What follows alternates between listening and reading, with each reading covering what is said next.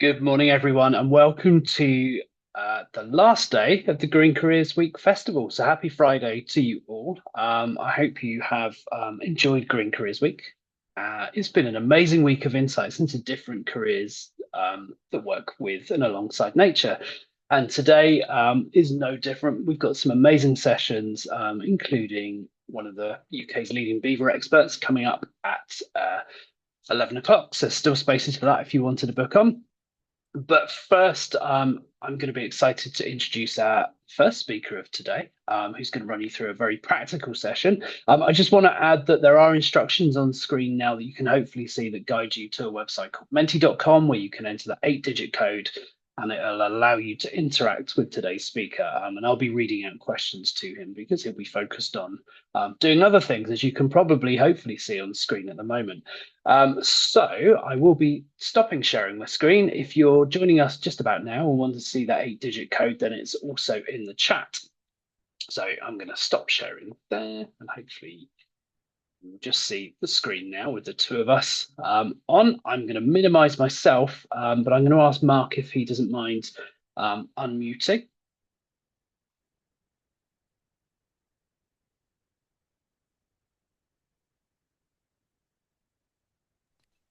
There we go. Good morning, Mark. Good morning. Good morning. Right. Okay. I'm going to spotlight you so everybody can see you on the main screen. I'm going to hide myself, but you should still be able to hear me. Nice So, one. Mark, do you want to give us a brief introduction to yourself? Sure. Thanks, Brian. Thank you for having me. Morning, everyone. I'm looking forward to doing a bit of drawing with you. I thought I'd show you something that I produced a little while ago. I used to make a nature, well, I still do make a nature journal. Um, and I like to add things that I've seen or things that I've come across. And so today, I'd like to take you into drawing a hedgehog because I feel like it's a very autumnal species. Before we do that, I just want to say a bit about my job. I currently work for Derbyshire Wildlife Trust, and my role is all about engaging people. I often go into schools and talk about things like hedgehogs and try and get people excited about wildlife and how to save it in their urban spaces. So, yeah, it's a bit about me and my work. Amazing. Thank you very much. So, what are we drawing today? So, I want to show you that it's okay to copy from things because that's actually how I learned. As a kid, I would open up wildlife books and I'd see these photographs of animals and I'd try to draw them. And it's something that I kind of kept doing all the way through my artistic career. I guess a reason for that could be because animals move around a lot, don't they? And it can be hard to draw a moving animal. And I know some people, I've got friends who enjoy drawing a moving animal. The lines that you can get when you do that is it can be quite interesting, but it's really challenging. So my advice, if you're starting out drawing, is to look at photographs of animals. It's nice and static, and you can concentrate on the details and try and copy what you see. Um, so Brian, Just sorry, sorry, sorry, Mark, just to go highlight, on. somebody's put on the questions that the screen is the wrong way, but hopefully you can all follow Mark as we go, because obviously this is the screen setup as we have it. So you should be able to follow with the lines if you draw your paper, if you turn your paper sideways to match how Mark's is laid out on the screen, you should be able to follow it. So are people viewing this in landscape? Yes, so it's at 90 degrees. Ah, I see. Right. Well, we can try and rectify that. Maybe if Yeah, give it a go. Oh, hold I on. can give that a go. Oh, There you go. give me a second. Okay, so bear with us while Mark quickly tries that out. Good close up of an artist's hand there, and he's gone. Um, so hopefully Mark will be back in a second. On the Mentimeter screen, you should be able to ask Mark's questions now, because instead of as opposed to the other sessions where we did a question and answer session at the end, Mark is going to be able to ask and answer questions during the live feed itself. But please do add any questions that you have for him now. I'm sure he'll be back any minute now. So yes.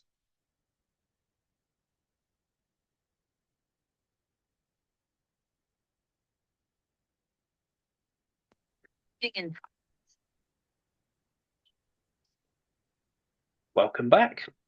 I'm sorry about that, everyone. The joys of technology. Is this the right way now?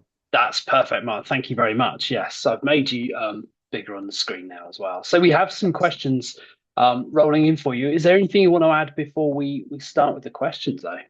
Um, yeah, I just wanted to say to everyone before I lost the the phone, um, pencils. Now, I'm using a couple of pencils here, and I don't know if people know this, but pencils have these little codes on them, and the codes are designed to show you how what the pencil's good for. So if it's a 4H, if it's in the H's, it's going to be really fine. You're going to get a really fine line that's difficult to smudge. If you go into the B's, right, this is a 6B, it gives you a darker line. And as you see, look, that's like flaking off already and it smudges. So B's are really good if you want to get tone, if you want to get shade. So I'm just saying, if you have got a pencil and you can see a little code on it, then maybe you might want to choose something that's going to be darker, like one of the B's, or maybe you want something really fine, which I actually prefer because I'm left-handed when I draw. And it means that as I'm moving on my page, I often smudge with my own hand, but with a H, it's less likely to smudge. So I like to use H's. I just wanted to drop that in there before we begin. No, that's really important, Mark. And the 1 in 10 of us are also left-handed. So I'm grateful for you to say that because I'm also left-handed and have suffered from the curse of smudging my own work for many years now. So that's really great advice. Thank you. Okay, so we've got some questions. Let's start off. So if everybody starts to follow Mark's sketching as he is, you should be able to follow along and create the same thing, and then ask your teachers to pop some questions in the chat for you as you go. But Mark, what is your job and what is the best bit? So my job is working for Wilder Chesterfield. It's a project called the Wilder Chesterfield Project, and it's Derbyshire Wildlife Trust. And the best thing about my job is being able to go out with other people in nature and get them excited, as excited as I am, about saving nature and helping wildlife. That's probably my favorite thing about what I do. Okay, which answers the next question is what is the best bit? So how long have you been working in a green job? Well, only since 2021. In 2021, I trained as a ranger. I did that with the Sussex Wildlife Trust down in the south of England. Before that, I was an English teacher for 10 years.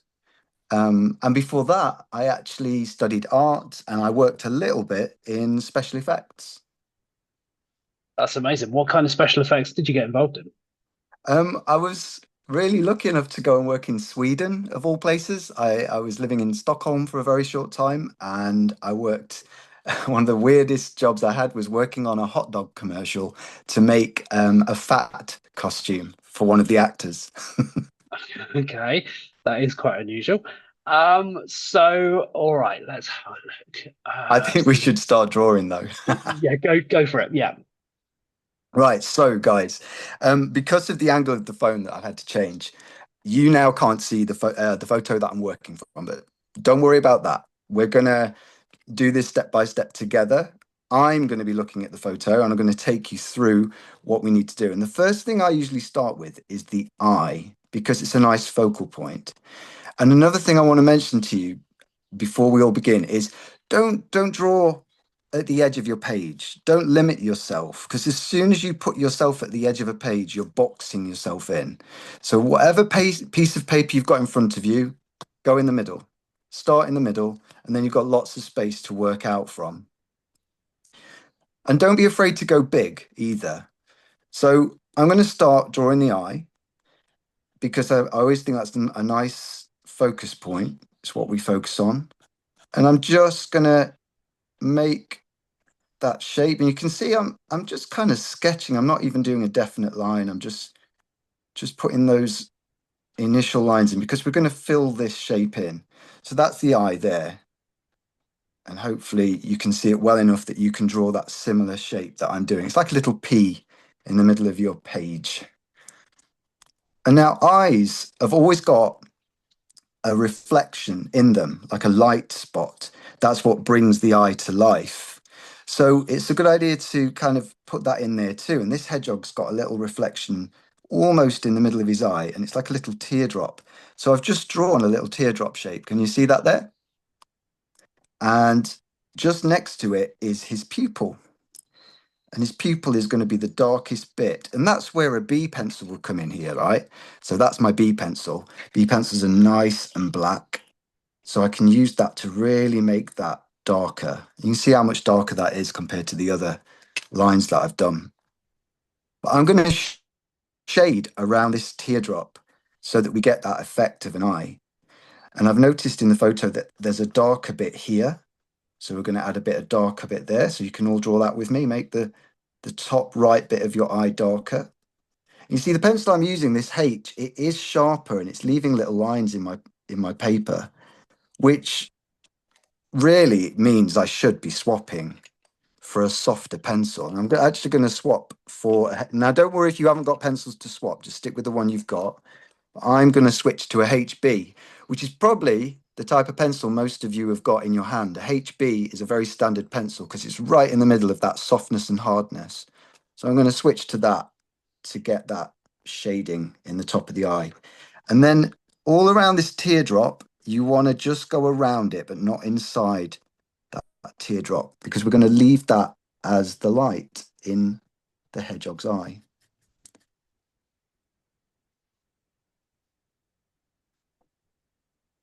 So this doesn't look like much right now, but trust me, once we start putting in the hedgehog around it, you'll soon start to see why I started with the eye. And I'm making the edge a bit darker and the top right a bit darker. And I've also noticed that on this side, there's a very light grey line. So we're going to draw a light grey line around the left corner of that eye because it looks like a little bit of a white of his eye. Okay, so we got an eye, and hopefully you guys have got an eye as well. Now, because I've done this eye, this now gives me somewhere to measure other things. I'm going to show you the picture actually. I'm going to move my picture along and let's hope that the phone doesn't fall out of its holder again. So you can see the hedgehog, look, and you can see where there's that little bit of a white in his eye and then that bit there. What I'm going to do now is use his eye as a measuring point so that I know how far to start drawing the ear and how far to start drawing the nose. And if you look at the photo, there's almost equal distance, isn't there, between the edge of that ear and his eye there and the corner of his eye here and the edge of his nose. So you can start to sort of measure things so that you know where to draw things next. So let's go back Mark, to my page.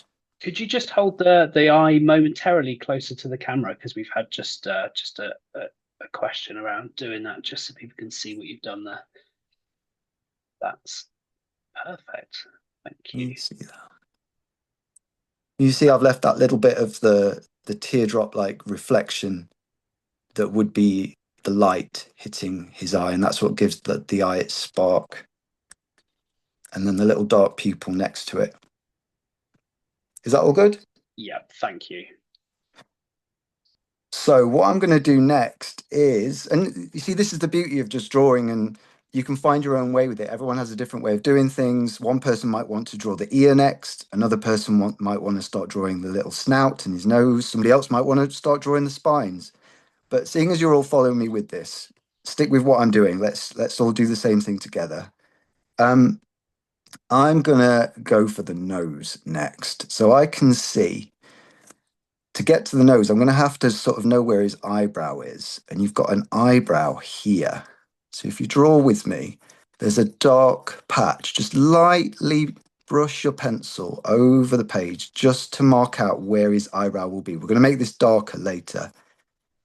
And that's like this little kind of fuzzy bit above his eye like that. And then he's got his snout, so we can keep going. And you can use different marks to make the different parts of the hedgehog. So when it comes to making his fur, try moving your pencil very lightly and just make little strokes with the pencil to make tiny faint lines. And you can already see that starting to look like the hair that would be all over that hedgehog's face. Just very gently making those lines. and I'm working my way towards the nose. And this is acting as a bit of a guide for me so I know how far away his nose is. His nose sort of starts to come here. So I'm going to start to sketch in the nose. Now, before I do that, I'm going to use it very lightly because, oh, you might have noticed as well, I don't have an eraser with me. I'm not using a rubber. Um, I do use rubbers sometimes, but I remember when I was very, very young, I was 13, 14. I remember an art teacher, a really, really good art teacher of mine, who took the eraser out of my hand and said, "You don't need that. Put that away." And I was just like, "What? What are you doing? What if I make a mistake?" And the art teacher said, "Well, that doesn't matter. Just sketch over it or start again. The eraser might make you kind of want to keep trying again and again and again. You know, you draw something, you rub it out, you draw something, you rub it out." And it's quite true, actually. I noticed that's something I would do. So try getting rid of your eraser, lose that fear, and just draw. And if you do put the wrong line down, don't worry about it. Just go over it or maybe start again. So I'm gonna start sketching this nose. And I'm doing it very, very lightly, just in case it's not in the right place as I think it is. And his nose is actually like a little square. It's quite cute. And this is the other thing about drawing from photographs. You can notice things you might not have noticed before. Like I never thought of a hedgehog's nose as being quite square. And you see that now we've got a little square there. And it probably looks really odd at this stage, but that's because we've not got any of the shading and things in there. Now, to put that detail in his nose, we've got to put his nostril in there. So do a little backwards C, and then you're going to go up and round, and it's making a sort of, I don't know, like a little weird telephone shape in his nose. A hedgehog has a telephone in his nose. And we've got a line that marks the middle of his nose. And just like we did the shading around the eye, his nose also has shading. So again, you take your pencil and you just use it to make those lines and shade around it. Now, I'm conscious of time here, so I'm going to speed up my shading a bit because we want to get some spines on this hedgehog. I've noticed that the right side of his nose is darker because of the way the light's falling. So you need to put a few more marks on the right side of his nose. And then using that, I can see that there's now a little triangle I can make for his snout. So I'm going to draw a line.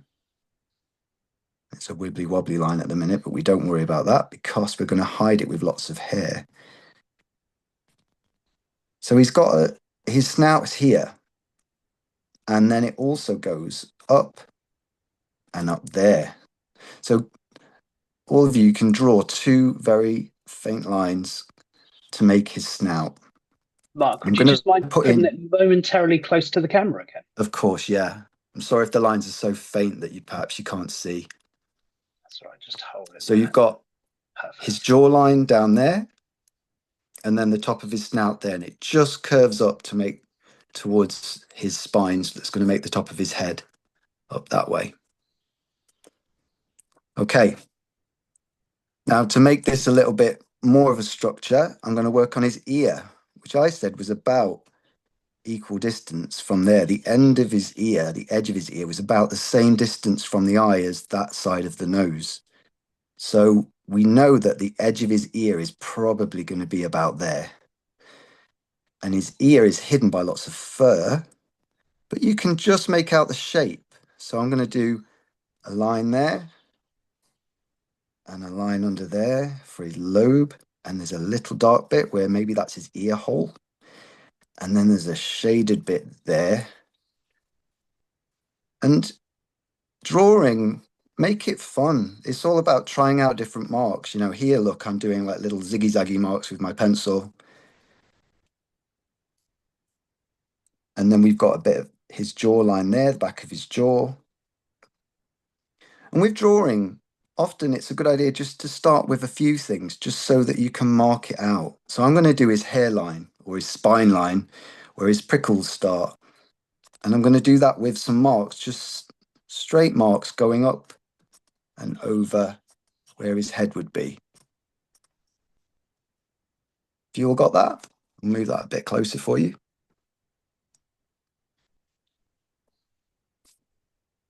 Right, let's have a look at the photo again because I'm very conscious that I can see it, but you guys can't. So here we've got the hedgehog. And again, don't worry if your picture's not looking like this. That's not the idea. The idea is to just take a look at his details and try to copy it. And it will be different. Mine's going to be different. I mean, look, it's not exactly the same as that, but it's just about having those elements in the right places so that you're starting to get what looks like a hedgehog. Let's go back to my drawing. And the more you do like this, the more copying of pictures you do like this, the better you'll get. Now let's give him a bit more of a face, and I think we can do that with hair. So remember I said that you can make that hair with lots of little gentle strokes like that. And this is where you can really have fun. It's quite therapeutic. You just do lots and lots of these marks.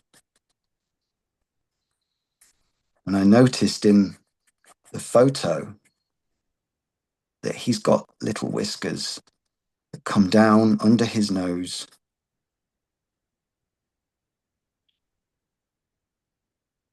So all of you right now, you should be making like a little upside down lawn under this hedgehog's head. Lovely little, almost like a little beard. And you can go a bit deeper in places. You can press harder with your pencil to make a bit of shadow between those hairs because the light is doing that. I can see that there's shade underneath. And then you can do long hairs because there's longer hairs here, where his hair gets longer and longer. And then they get shorter, so you slow it down. And then speed it up for the longer ones if you want.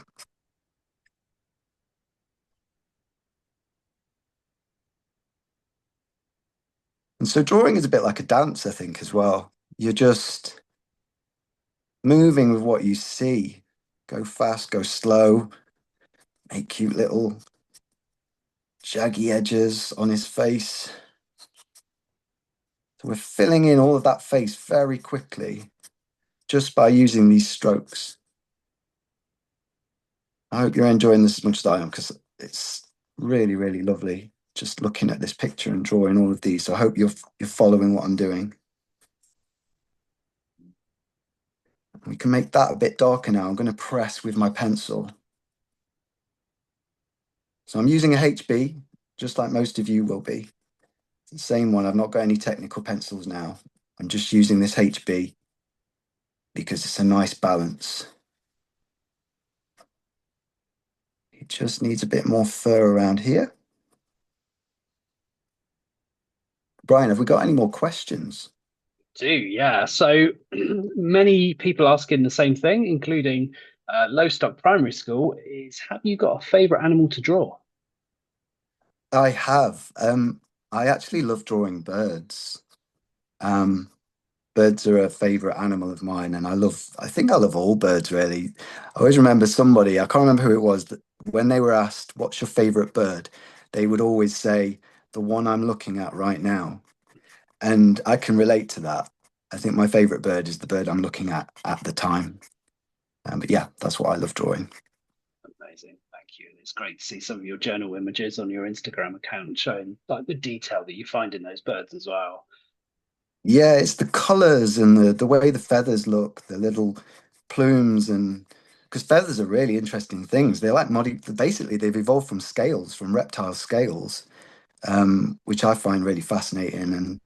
And birds are dinosaurs as well, and I love dinosaurs. So I guess that's another reason why I like them.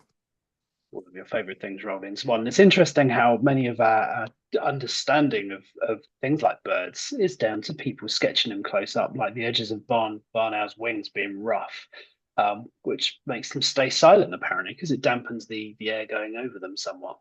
Precisely. Yeah. Yeah. Yeah, exactly that. A lot of what we do know about nature is because people would go out and observe it and draw from life. It's a skill I wish I did have. I wish I could go out into nature and draw from life a bit more. But I guess it's something I can have if I went and did it more. If I practiced, I could go. If I went seeking these animals and I sat very still and I drew them, then I developed that skill very quickly. But yeah, we owe a lot to those people in the past who would go out and draw these animals. Is Do we everybody have? ready? Oh, sorry, Oh, Dwayne. oh, what is an animal that you would like to see, that you would like to draw that you haven't seen in real life? Oh, um, you know, probably a kiwi. I love kiwi. It's a really funny flightless bird in New Zealand, if nobody's seen one before. And I've only got as far as hearing one in the bushes just in front of me. But unfortunately, it got too scared and ran away before we could put our torch onto the bird. But I would love to actually see a kiwi in real life. Okay, I was gonna, just before that question, I was just gonna say, are we ready for the spines? Because I'm conscious that we've probably got about 5 minutes, haven't we? We do, yeah. There is And some more I'll, questions, but go ahead. Yeah, spine away. yeah, I'll start drawing the spines. I'll get us all started on that. And once I've got going, I'll answer another question. So these spines, let's go back to the photograph of the hedgehog. So I hope your hedgehog is looking nice and furry. You've got a nice face like that for your hedgehog. I'll take you back to the photo so you can see. So again, like I said, it's not going to be exact, and that's not a thing we want really. We just want to explore that way to make his fur and how to make his eye look alive and things like that. And so you can see his spines, right? They're very definite. There's a bit of gray in there, but it's also quite just a golden one. And we're not using a color pencil, but it's important to notice those different colors, those different tones in his spines, because that'll help us to draw them. And you'll see that, they're quite hair-like. They're just like giant, thick hairs, really, with little grey stripes in them. So I'm going to try and recreate that. And also, you can notice that because of the way that the spines are all shaped, there's going to be gaps between them. So I'll try and recreate that as well. But I'll help you guys, and we'll see if we can do that together. And we've already got this nice little face that we can work from or we can work out from. I know that his spines probably come to about here, so I can make maybe a little line so I know not to go too far out. So I'm just making some little marks at the top just as a guide as to where his spines might go. And the same for the background. Like I can see that there's some spines visible in the background, but I don't want to go crazy. We don't want him to look like a porcupine, which have got huge spines. So let's start with them. And this is where the good thing about drawing nature is it's very what's the word? It's imperfect. It's not precise. Um yeah, obviously you've got to get certain things right for it to look realistic, but because it's organic, you can kind of make it up. So I'm kind of cheating a little bit. I'm not even looking at the picture while I'm doing this. I'm just getting an impression of what I see. I'm thinking, well, yeah, they kind of look like big hairs. So I'm just doing lots of strong lines together. Does that make sense? And as it gets to the edge where I've made this row of marks just here, I can make those points. So I know that I can make a point there or there. You can do little triangles at the edges. That makes sense? So beneath those little triangles now, I can do just lines because that's all I can see. I can just see very thick lines that have got maybe 2 or 3 millimeters apart. And that's what makes it look like a spine rather than just a hair. And again, as I get near my end of the spines, I can do these little triangles to represent the spines. Mark, how old were you when you started drawing animals? Oh gosh, I've got a memory of being very small, sitting with my mum, and she would let me draw in books. So I'd have lots of children's animal encyclopedias, and she'd let me draw alongside the pictures, which I think probably is what got me into doing it. I'd draw like I'd literally be drawing in my book like that. And a lot of people are horrified at that. They're like, you can't draw in books, you mustn't draw in books. And of course, you mustn't if it's not your book. Don't go into libraries, kids, and draw in books. But if it's your own book and you want to draw next to that picture, do it. Do it. I did it. And now I love drawing animals all the time. And anyway, that memory, I think I must have been about 4 years old.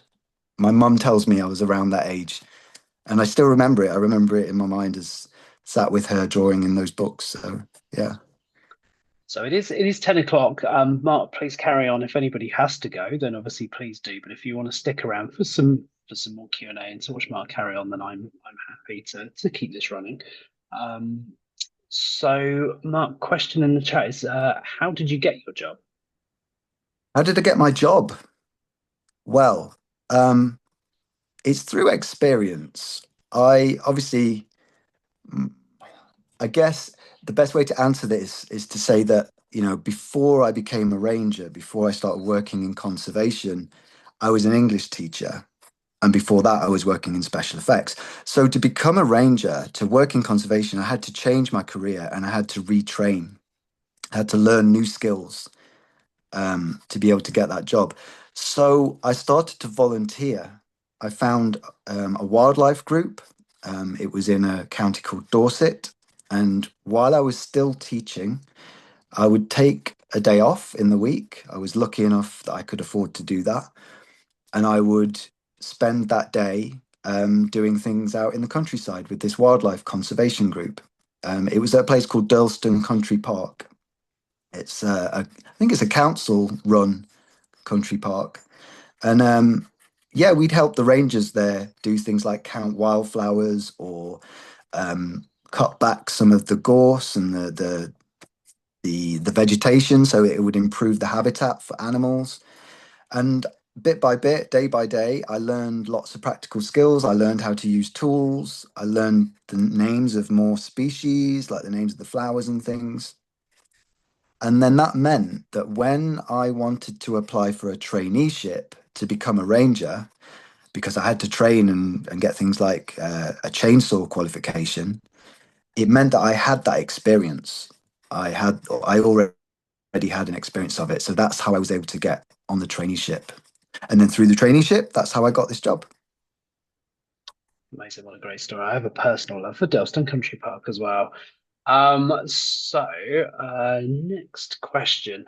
This one I guess relates to how good, how to get good at drawing. Because I often say to people that I'm a rubbish artist, and I think I probably am, but I do have an artist friend who tells me that there's no such thing, but you just have to practice. Would you agree with that? It's all in the practicing. I agree. Yeah. I think um I think drawing is a skill that you can learn. I also think some people inexplicably, I mean, who knows how or why, some people are kind of born with more of a sense of it. People have an eye for something and the way they move their hand, or so I do think to be an artist is kind of it's inside in some unexplained way. But I know people who've trained themselves to draw, and they are incredible drawers. They're good technical drawers. So I do think it can be learned. It's just a case of practice. Have you got any animals that I mean we've chosen a hedgehog today because it's autumn and we thought it would be fun because it was voted the UK's favourite animal a couple of years ago. But is there any animals that are particularly easy to start off by drawing? Um, yeah, it's a really good question because I think anything can come with its difficult side. It's there's challenges with everything. Yeah, I've never really thought about that because I love practically all animals. I'll want to draw any of them. I'll be like, oh, I'll draw that today, or I'll try doing that. And I can't think of anything where I thought, oh God, that was really, really hard to do, or that was super easy. They all come with a challenge. Does that make sense? It does. Do you think it's easier to draw something that you care more about, perhaps? Possibly, yeah, yeah. If you're enjoying what you're looking at and you love what you're looking at, like with the kiwi and the birds, for me, I love drawing birds because I love birds, and I'm interested in them. Like I'd get more enjoyment out of drawing a bird than a fish. It's not to say I really don't like fish, but they just don't interest me as much as birds do. Yeah, Question, question here. Have you ever worked alongside photographers and then drawn from their images? that's a really good question. No, I don't think I've worked with anybody professional and then drawn from that. Um, no, I can't actually think of that, but that's actually a really good idea for a collaboration. Nice. Okay, well, it started here. Okay, so what are your other hobby? What are your other hobbies? Do you draw people? And that's from the Forest Academy, Year Six. Ah, nice one. You know what? Drawing people really scares me. I've done lots of life drawing classes. You know, when you train as an artist, because I studied painting at university. And before that, I studied model making and sculpture at another university. But in all of these courses, you have to take life drawing classes. And I think that's because life drawing is really difficult. Actually, yeah, that answers the question previous. The most difficult animal to draw is a human. And humans are animals. And I think it's because we know exactly what a human should look like. We're so familiar with ourselves that when you look at a drawing of a person that's not quite right or not good enough, it's really noticeable. Um, so I shy away from drawing people. I should really draw people more because then I get better at it. But and I do enjoy life drawing. I like drawing, somebody, whether it's somebody sat in a room and everybody's drawing that person, or it could be in a cafe. I've got a friend who loves to draw people while they're sat in cafes, just strangers while that person's reading a book or something. Um, so yeah, I think life drawing is a really difficult thing to do. So another question here. You mentioned your mum earlier, obviously allowing you to draw in books, which again probably reiterate ask permission first. But did anybody help to teach you how to draw? Only when I got to college, when I was about 25, is when I've got my strongest memory of being taught. I did take art at school, but only in sixth form. I missed out on doing my GCSE art at the time when everybody does GCSE art, because the class was so full. So I wasn't able to get on it. I had to do food and technology instead. Um, so I didn't do my GCSE art until I was in sixth form. And I had an art teacher there who he definitely taught me some things. But my strongest memory is of my teacher when I was 25, strangely. Well, that kind of fits in with the next question, which is when you retrained, what kind of new skills did you learn? Yeah. Do you mean retrained as an artist or retrained as a ranger? I think probably I don't know what that is, to be honest. You decide. I Yeah, think well, probably Ranger, maybe. it's probably Ranger, but you know what? I'm going to answer both. When I retrained as an artist, my art teacher was fantastic because she taught me things like get rid of the eraser, don't draw on the canvas before you paint because that limits you as well. I love painting, and if you're going to paint, a lot of people they like to draw a little pencil sketch on the canvas. Again, if that's how you want to work, that's cool. But my art teacher taught me that as soon as you do that, you've limited yourself. So um, get rid of that pencil and just go straight to painting. And she taught me things like color theory, like how to mix colors and which colors should go together. Or yeah, that was a really interesting training for me in art. Um, for a ranger, I learned a lot of practical skills. I learned how to use a chainsaw to be able to manage woodlands, chop down trees, which is an important part of conservation, to make space for other species. I also learned how to use other different tools that rangers use, hand tools. I learned how to drive a tractor, and how to drive 4x4 vehicles properly. So yeah, I retrained with lots of things like that. It was really, really fun. And going back to artists, we've got a question from Elizabeth at Highcliffe, which is how long have you been an artist? Yeah, again, I guess it depends what. you mean by that. Because again, it's a really good question. I think I've been an artist since I was a baby, because I was drawing. Like I said in my memory, I was like 4 years old and drawing with my mum. But then somebody else could say, well, how long have you been a professional artist? How long have you been selling your work?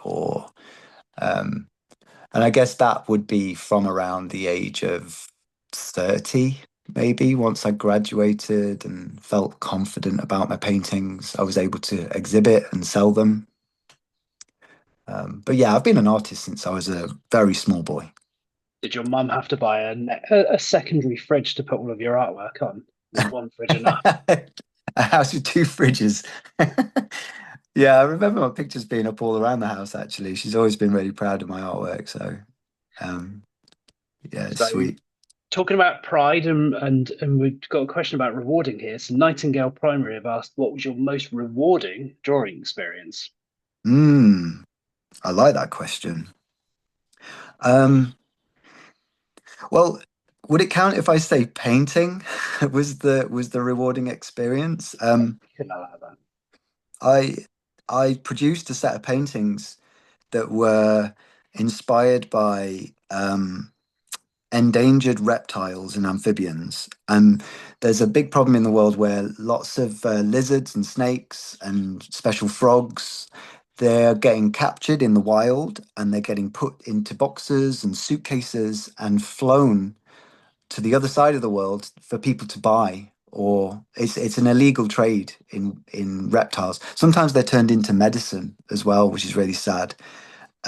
So I wanted to show that this was happening, and I did this by painting lots of the rare species of reptiles. And I had an exhibition in London, and it was just really nice to see that work educating people about this problem with wildlife. It's not just reptiles that get trafficked; it's lots of different species of animal get captured in the wild and then unfortunately turned into clothing or medicine and things. So And if anybody wants to see any of Mark's artwork, you can head to his Instagram account, the Artful Ranger, to have a look at what he's previously worked on as well. But Mark, that brings us on to a next question. Actually, that work obviously sounded really rewarding, but dealing with the quite harrowing part of nature. So, question from Caitlin: is there anything you don't like about your job?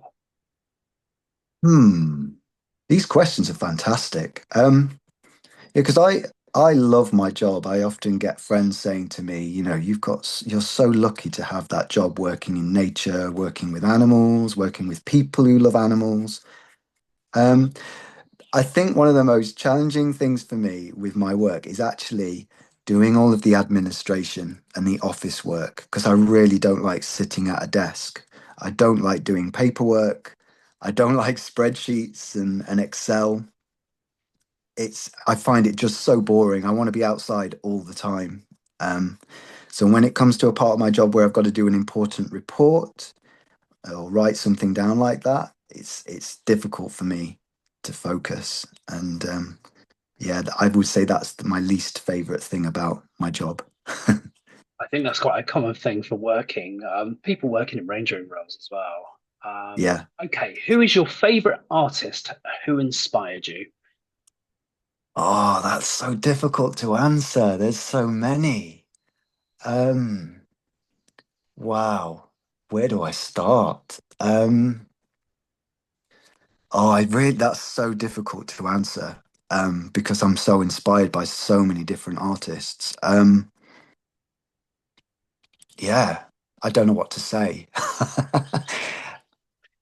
I would say, like, if you're going to be inspired by anybody, like, just read and look up as many different artists as you can because all of them will feed into what you do.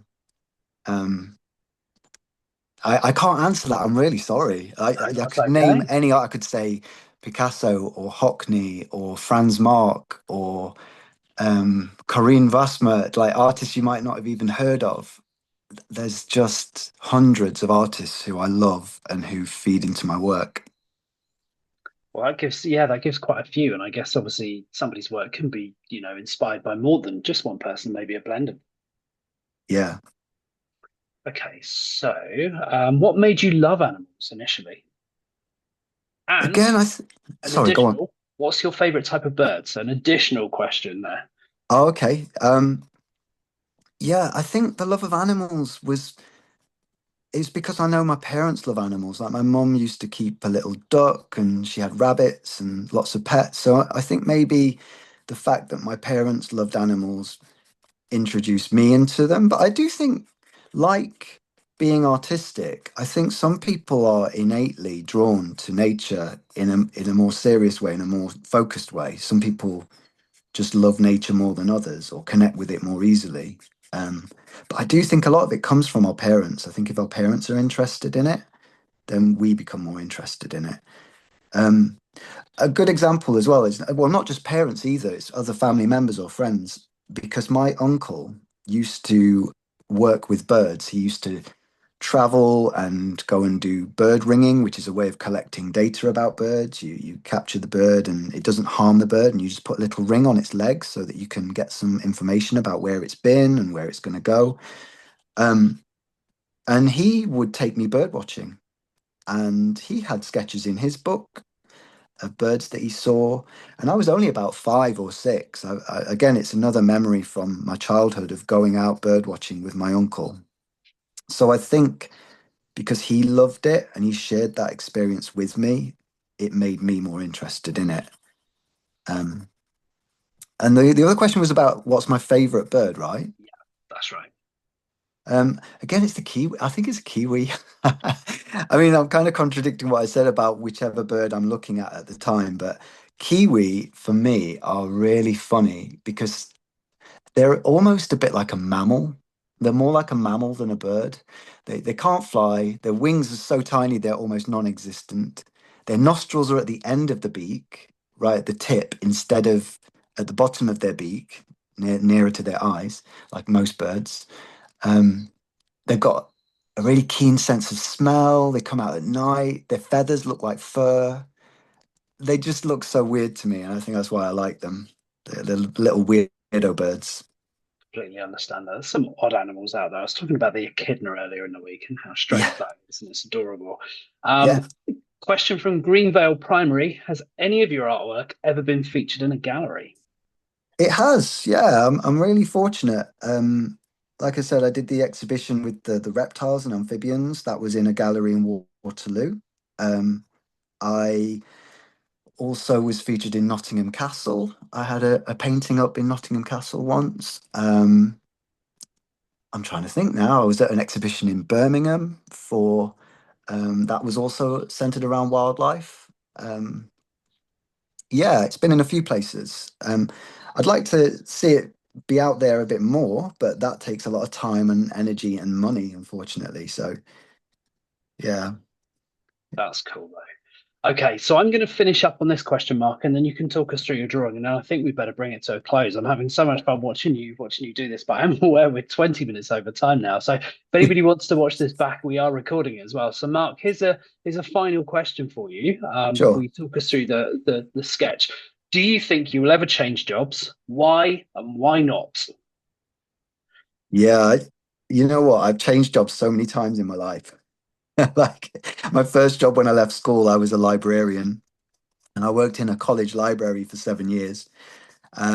And then I decided to take an art class once a week, just one night a week. I'd go and join this group of mature students, and that's when I discovered I could paint. So I was about 24 when that happened. So then I went to university, and then yeah, took on special effects. So I've done a lot of different things, like even teaching English. I did that for 10 years, and because I loved it, I loved teaching. But I have to say, finding this working in nature for me has been something where I feel like this is it. This is the one. Like I couldn't imagine doing anything else now. Um, whether it's working as a ranger or it's going into schools and inspiring young people about nature, this is the job that I think I'll have for the rest of my life, really. That's a really cool summary. Thank you. And it's good that obviously you have so many transferable skills from those jobs that support you moving around. And if you were to, again, all the skills that you take with you every time, they all add and they don't really go away, do they?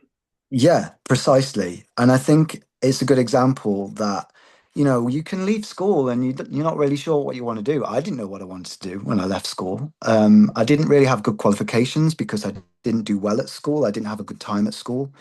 Um, and so I was a bit lost when I was 18 and looking for a job. The library job was just a job I took because it was a job. It's not like I wanted to be a librarian. But that job really, really, it was so good for me. It made me more confident because I was super quiet as a kid. It got me out of my shell. It taught me lots of new skills, taught me a lot of things like how to do reports and office work, um, and data managing. And then going into special effects, that taught me a lot about practical skills and yeah, like working to a deadline. Because if you've got to produce something for a movie or a TV episode, you can't be late. That thing needs to be ready. So I had to be very good at time management. And then I went to go into teaching English, and that taught me a lot about communication skills and how to successfully educate people and do it in an interesting way. And all of these things have helped me to get my job in conservation. I wouldn't be able to do my job now in conservation if I hadn't done all those other things. So never give up on what you want to do. Sometimes these things just take time. That's amazing. That's kind of a great final message to end on, really. I just Mark, just before you summarize with your sketch, and I have been taking screenshots of it as you've gone as well, so I'll upload those alongside the recording of this. Um, Marvelous. But I just wanted to add that, I mean, we haven't done anything like this a week actually. But while you've been drawing, we're going to email all of the teachers and educators and learners that were involved in today's session, and I'm going to provide a link to an MS form, and one will be for feedback, and the other one will be for you to upload examples of the sketches that you've done today as well. So you can upload, and we can have a look at those between us. But Mark, you've had 468 children drawing along with you today. That's absolutely incredible. That makes me really happy. And what a great job you've done as well. So thank you, Mark. Do you want to talk us through the sketch and where we are with it? Yeah, it's well, you can see I put the photograph back there again. You can see my drawing isn't identical to that, but that's not the idea. But we've got the features and the light in his eye.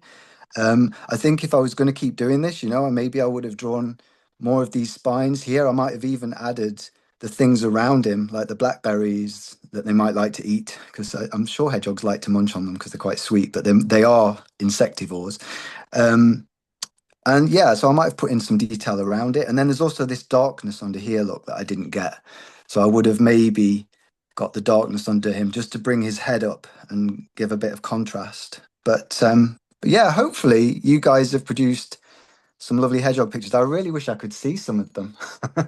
We're gonna put a link and they'll send them up, and I'll share all of them with you, Mark, as well. So I'll That ask would for be a school name to put on there as well, so we can have maybe a little gallery going on the Green Jobs for Nature website. I'd love that. that would be lovely. That would be so nice.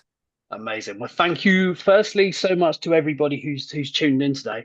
I'm sorry it's obviously gone over time, but in a way I'm not sorry because it means we've had more time to ask Mark questions and to see the sketch coming through. So obviously if you wanted to watch this back, we'll have the recording up in a couple of hours.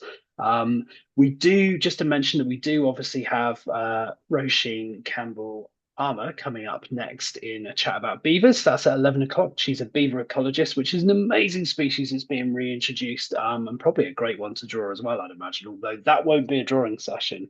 But feel free to join us at 11. Mark, is there any key message about careers you'd like to leave us on? I think, it's as I said earlier, just if you want to do something and you want it badly enough, you'll get there. It's just time. Don't feel like you've got to rush to get there. You can do it at any point in your life. Just keep your sights on it and aim high. Amazing. What a great message to end on. Right. Well, thank you very much, Mark, for joining us. Thank you for taking the time to show us through the sketch and also talking us through your career as well. I really appreciate your generosity in that. That's wonderful. Thank you very much for having me. And yeah, I hope this has been really helpful for everyone. Amazing stuff. All right. Thank you, Mark, and thank you, everybody, for listening. I hope you all enjoy your Fridays and your weekends. We'll speak to you soon. Thank you. Bye all.